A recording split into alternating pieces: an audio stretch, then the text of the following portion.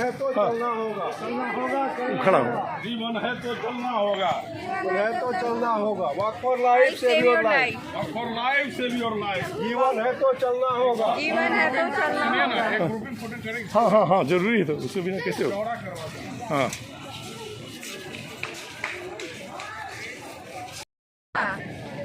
आओ पैदल चले, आओ पैदल चले, हाँ बहुत बढ़िया, आओ पैदल चलो। देखिए क्रिएटिव एक्टिविटी है। आपने अपना भरपूर सहयोग दिया, उसके लिए आस्था फाउंडेशन आप सभी का आभारी है। और सर का तो हमेशा दिवाकर तेजस्वी सर, जहाँ भाई साहब ने कहा कि इस फाउंडेशन को लेकर हम दोनों दो नहीं थे, हम लोग तीन रहे हैं शुरू से। वो है जो बहुत ही महत्वपूर्ण वो नाम है, वो डॉक्टर दिवाकर तेजस्वी सर हैं, जिन्होंने इस कारवां को आगे चलाया। और आज सर की बदौलत और आप सभी के सहयोग से ये कार्यक्रम एक पहचान बना चुकी है। आस्था फाउंडेशन सभी लोग जानते हैं कि अगर कोई काम करता है डायबिटीज़ को लेकर तो वो है आस्था फाउंडेशन। और पुरुषोत्तम जी, मैं और दिवाकर तेजस्वी सर और सभी चेतन सर, सभी लोगों का, संजीव भाई साहब और सभी का, जैसे आज आप सभी का सहयोग मिला, इस तरह से ये कारवां चलता गया और आज हम लोग यहाँ हैं आप सभी के बीच में। तो इसी के साथ आस्था फाउंडेशन एक ऐसी संस्था जो डायबिटीज़ को लेकर शुरू से काम कर रही है। गांव में, स्कूलों में, कॉलेजेस में, हर जगह ऐसी कोई जगह नहीं है जहां ये फाउंडेशन अपने लोगों को बताया नहीं कि आप सचेत रहिए, फिट रहिए अपने हेल्थ को लेकर। यहाँ तक कि मॉल और सड़कों पर जाकर हम लोगों को रोक कर ये बतलाते हैं कि आप अपने लिए चलें, क्योंकि आज की जो जीवन शैली है वो भागम दौड़ की है। हर कोई अपने में ही बिजी है, किसी के लिए समय नहीं है। लेकिन लोगों को बताने के लिए कि आप चलिए, अपने लिए समय निकालिए, क्योंकि जीवन में सबसे पहला ज़रूरी है आपका स्वास्थ्य। अगर आप स्वस्थ रहते हैं तभी सब कुछ मुमकिन है। और ये फाउंडेशन इसी के तहत और आगे बढ़ रही है। और मैं सभी का फिर से धन्यवाद करती हूँ कि आप सभी ने अपना सहयोग दिया। धन्यवाद। और मैं चाहूँगी कि अब चेतन सर से पहले मैडम आई हैं सवेरा कैंसर हॉस्पिटल से। ये हम लोगों का सौभाग्य है, ये भी हम सब बोलेंगे। आइए मैडम बीच में। शारीरिक परिश्रम इतनी दूरी होती जा रही है जिस कारण से हमारा फिटनेस गड़बड़ हो रहा है और उस कारण से बहुत सारी क्रोनिक बीमारियां हम लोग को पकड़ती जा रही हैं। तो ये वॉक फॉर लाइफ एक सांकेतिक सिंबॉलिक चीज़ है कि आप चलें और अपने को फिट रखें। चलने से ना बहुत सारे चीज़ों का सम्मिश्रण है चलना आपके पॉजिटिव हेल्थ के लिए। केवल आप चलते हैं, दौड़ते हैं तो आपको स्वच्छ हवा अगर वातावरण में जा रहा है तो मिलता है। आपका हर एक शरीर का मूवमेंट होता रहता है, जॉइंट स्टिफ नहीं होता है चलते हैं। आपके कार्डियक इश्यूज, ब्रेन, जहाँ जहाँ टिश्यूज़ है उसका परफ्यूजन पूरा होता है। गट की बहुत लोग कहते हैं कि अब तो क्या करें, कब्ज हो गया, इतना प्रॉब्लम होता जा रहा है। आप चलते हैं तो गट की मोटिलिटी बढ़ती है, कब्जियत जैसी चीज़ें नहीं रहती हैं। आप चलते हैं तो कैलोरी बर्न होता है, जिससे कि एक्स्ट्रा कैलोरी है तो फैट नहीं जमता है, फैट नहीं जमता और कैलोरी बर्न होने से शुगर भी नहीं कंट्रोल में रहता है। एक बहुत अच्छी चीज़ निकलती है चलने में, हंसने में, गाने में, मुस्कुराने में, डांस करने में, एंडोर्फिन। तो बहुत सारे इन्फ्लामेटरी कंडीशंस जो शरीर के अंदर उत्पन्न होते हैं उसको कंट्रोल करता है एंडोर्फिन। तो चलने से वो भी निकलता है और वो बहुत सारे आपकी व्याधियों को ऐसे ही कंट्रोल में रखता है। तो चलना एक सांकेतिक चीज़ है जिसके बहुत बेनिफिट्स हैं और इसलिए हम लोग वॉक फॉर लाइफ कर करके अपने को जो मॉडिफाइबल चीज़ है जो कि हम लोग कंट्रोल में रख सकते हैं। बाकी जेनेटिकली अगर हम प्रोन है तो उसे हम बहुत ज़्यादा कंट्रोल नहीं रख सकते। हमारे पेरेंट्स को है अगर तो हम प्रोन हैं, हम वल्नरेबल हैं कि हमको भी पकड़ सकता है डायरेक्ट। उसको हम चेंज नहीं कर सकते। चेंज हम कर सकते हैं अपने फिटनेस को ठीक रख करके कि उसका इम्पैक्ट कम से कम हो। तो इसलिए वॉक फॉर लाइफ एक कैंपेन हम लोग चलाते हैं और बहुत बार देखेंगे कि यंगस्टर्स अभी दौड़ते दौड़ते और कभी कभी किसी को प्रॉब्लम होता जा रहा है। इतना तेज़ी से यंग लोगों में ये प्रॉब्लम आ रही है, कार्डियक इश्यूज़ आ रही है, जिसका हद हिसाब नहीं है इंडियन कंडीशन में। अगर हम लोग अभी से सचेत नहीं रहे, आने वाले दिनों बहुत भयानक होगी ये सब समस्याओं के कारण। साउथ ईस्ट एशियन पॉपुलेशन और इंडियन पॉपुलेशन बहुत ज़्यादा प्रोन है डायबिटीज़ और कार्डियक इश्यूज़ से। एक स्टडी हुई थी अमेरिका में, जो अमेरिकन जो थे इंडियन से 3 गुना ज़्यादा मोटे थे। और इंडियन पॉपुलेशन में जब जांच किया गया तो देखा गया कि इंडियन पॉपुलेशन में कार्डियक होने की संभावनाएं उनके कई गुना ज़्यादा है, क्योंकि हमारा जेनेटिक स्ट्रक्चर थोड़ा सा प्रोन है कार्डियक इश्यूज़ के लिए अभी। इसलिए यंग एज में ही हार्ट में प्लेक्स और कोलेस्ट्रॉल जमने शुरू हो जाते हैं। तो हम लोग को और ज़्यादा सचेत रहना आवश्यक होता है, और इसलिए भी आपको अपना फिज़िकल फिटनेस, डाइट, एक्सरसाइज सब कुछ कंट्रोल पे रखना है। नहीं तो ये डायबिटीज़, अनियंत्रित मधुमेह, बहुत बार कहते हैं कि प्रेगनेंसी में देखती होंगे कि इंसुलिन चलने लगता है। बहुत लोग कहते हैं हमको तो कुछ हुआ नहीं, हल्का सा शुगर हुआ ही इंसुलिन दे दिया डॉक्टर साहब, क्या मालूम।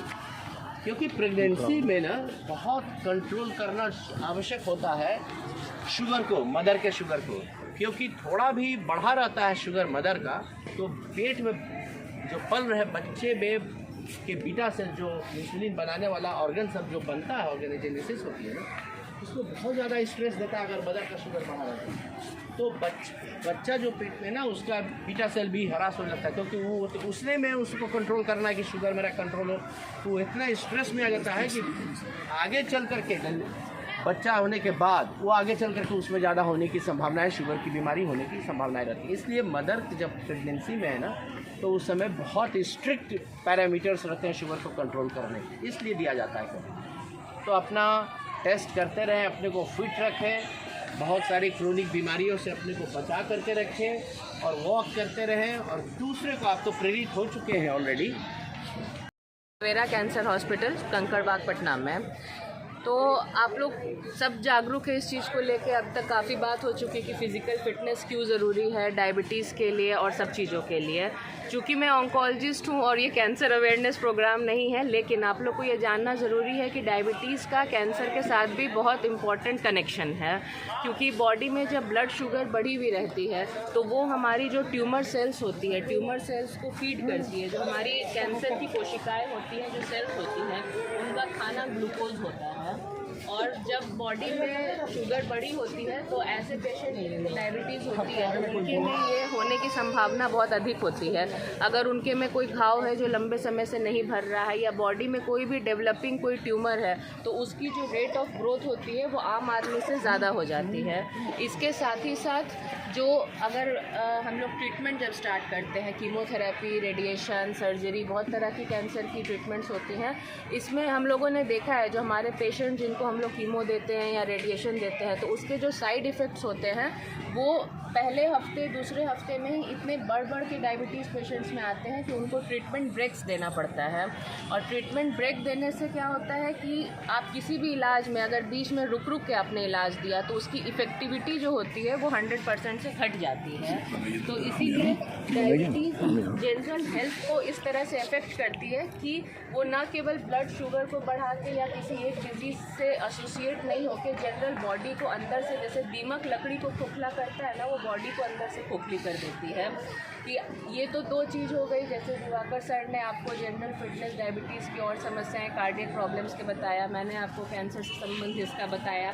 इसके अलावा जो और भी जितनी बीमारियां होती हैं, तो इन सब बीमारियों में जो उस रोग लड़ने की जो रोग प्रतिरोधक क्षमता यानी कि इम्यूनिटी जो होता है, उसको डायबिटीज़ बहुत क्षीण कर देती है, डिमिनिश कर देती है।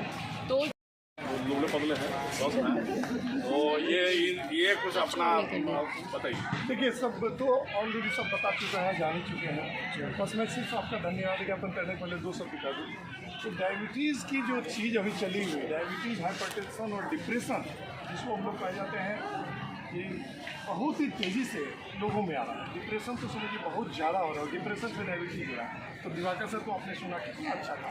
यहाँ जो भी चीज़ आप सुने उसको अमल कीजिएगा, क्योंकि रीज़न यही है कि अच्छे डॉक्टर्स हैं, मशहूर फिजिशियन 6 महीना भी पटना में रहते हैं। वो लोग थोड़ा सा कार्यक्रम से बाहर था, लोग चले गए, तो मैं तो यहाँ 4 बजे पर संगीत का भी कार्यक्रम चल रहा था। लेकिन देखिए, आज का जो कार्यक्रम है उसमें फिट इंडिया, फिट मूवमेंट, आपको फिट रहने के लिए हमारे साथ ये हैं मशहूर चाय वाले गायक। क्या नाम हुआ आपका? रामजेश बिहारी। इन्होंने अपना आपको बताया कि नहीं, हम गाते हैं, हम गाएंगे और उनको सुनाएंगे। आप ये ध्यान से सुनिए, बहुत अच्छे गायक हैं और इनका बहुत ज़्यादा पॉपुलरिटी आप देखे होंगे, सब चैनल्स वगैरह में आया है। आज 2 शब्द गुनगुनाएंगे और आप सुनिए। रामजेश बिहारी कई सॉन्ग गाए हैं, भक्ति से लेके भोजपुरी तक। हाल फिलहाल में जो गाया है, मेरा नाम बिहारी है, मैं अपने आप को बिहारी होने पर गर्व करता हूँ। सुनिए इनका चलिए शुरू कीजिए। मुझे बिहारी होने पर गर्व है और मैंने हाँ सुन लीजिए बिहारी इनका। किसान में एक बहुत अच्छे सॉन्ग गाया है जो रामदेव बिहारी ऑफिशियल पे है। रोते को मैं सुनिए जब हंसाता हूँ, हाँ रोते को मैं जब हंसाता हूँ, उसकी खुशियों में मुस्कुराता हूँ। मुझे मुस्कान प्यारी है, मेरा नाम बिहारी, मेरा नाम बिहारी है, मेरा नाम बिहारी है। मेहनत करना मुझको भाता है, मजदूरों से अपना नाता है। हाँ मेहनत करना मुझको भाता है, मजदूरों से अपना नाता है। मुझे हर काम प्यारी है, मेरा नाम बिहारी है। हाँ मेरा नाम बिहारी है, मेरा नाम बिहारी है। ये एक अच्छे बिहारी के स्वभाव पर ये मैंने लिखा था। मैं खुद ही लिखा हूँ, खुद ही गाया हूँ, खुद ही फाइनेंस भी किया हूँ, चाय बेच के, चाय के पैसे से। और मैं कई बार वायरल हुआ हूँ। कैलाश खेर का मैं बहुत अच्छा गाता हूँ, इसलिए कैलाश खेर का ही जब गया था तो मैं वायरल हुआ था। 2 लाइन सुनाता हूँ। जटाकटाहं संभ्रमन् भ्रमन् निलीप निर्जली बिलोल विहिचि वल्लरी विराजमान मूर्धनि। धगत धगत धगत जवल्ललाट पाट पाविके किशोर चंद्रशेखर रति प्रतिक्षणम मामा। कौन है वो, कौन है वो, कहाँ से वो आया, चारों दिशाओं में तेज सा वो छाया। कौन है वो, कौन है वो, कहाँ से वो आया, चारों दिशाओं में तेज सा वो छाया। उसकी भुजाएं बदली कथाएं, भगीरथ तेरी तरफ शिव जी चले, देख जरा ये विचित्र माया। बली बली जाऊं हूँ अपने पिया को, मैं जाऊं बारी बारी। मोहे सुध बुध ना रही तन मन की, ये तो जाने दुनिया सारी। बेबस और लाचार फिरूं मैं, हारी मैं बिहारी, हारी मैं।